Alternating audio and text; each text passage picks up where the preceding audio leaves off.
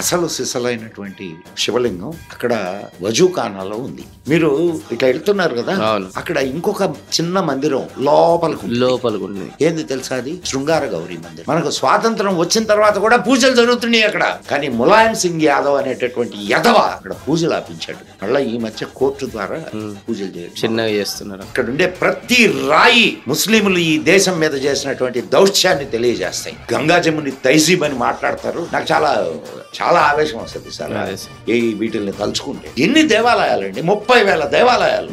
ఎటువంటి దేవాలయాలు, అద్భుతమైన కట్టడాలు, అద్భుతమైన శిల్పాలు. బాంబేలో సముద్రంలో లోపలికి పోద్ది, వెళ్తే అక్కడ కేవ్స్ ఉన్నాయి. ఈ యదవలు అవి కూడా పగలగొట్టారు సార్. లోపలికి వెళ్ళి ఎంతెంత విగ్రహాలు తెలుసా, ఒక్కొక్కటి 12 అడుగులు విగ్రహం ఉంటుంది. వాటిని కూడా పగలగొట్టారు ఈ యదవలు. ఇచ్చటోళ్ళని ఏమనాలో నాకు అర్థం కాదు అసలు. అందాన్ని ఆరాధించలేనటువంటి దౌర్భాగ్యపు మనస్తత్వాన్ని వాడికి ఎవరు నేర్పిస్తున్నారు? వాడి మతం నేర్పిస్తుంది, వాడి మత గ్రంథం నేర్పిస్తుంది. ఎన్ని దేవాలయాలండి, ఎన్ని దేవాలయాలు.